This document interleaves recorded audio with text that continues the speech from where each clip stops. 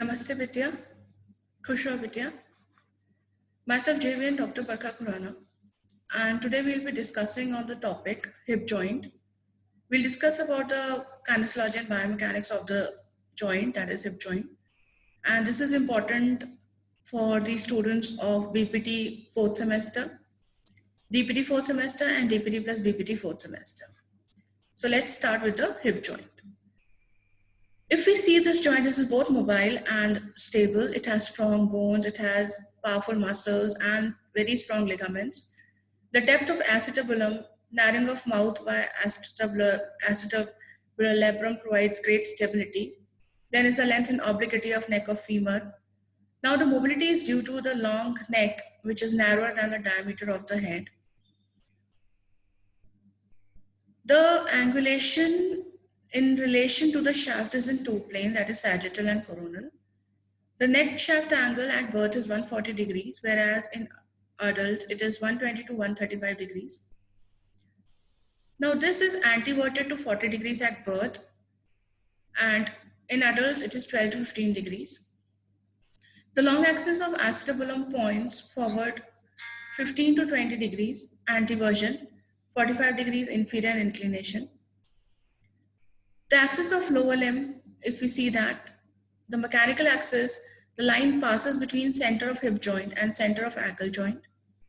The anatomic axis line is between tip of greater trochanter to center of knee joint, and the angle between these two is around 7 degrees.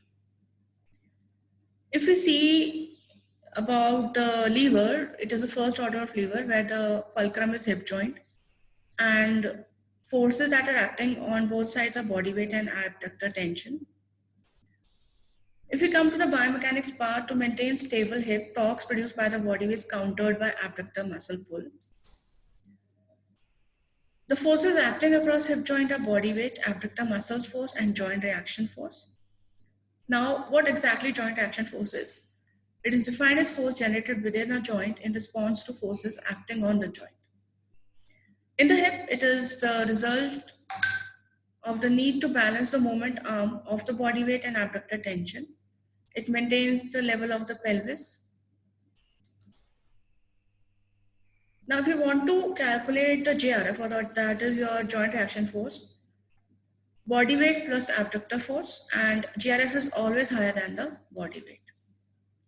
Then there are coupled forces also, like certain joints move in such a way that rotation about one axis is accompanied by an obligatory rotation about another axis, and these movements are coupled.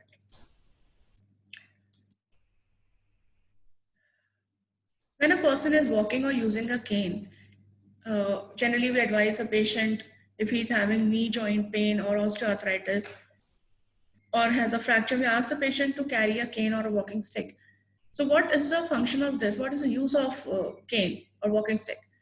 It creates an additional force that keeps the pelvis level in the face of gravity's tendency to adduct the hip during unilateral stance. The cane's force must substitute for the hip abductors. It also, the use of cane also decreases the moment arm between the center of gravity and the femoral head. The long distance from the center of the hip to contralateral hand offers excellent mechanical advantage too.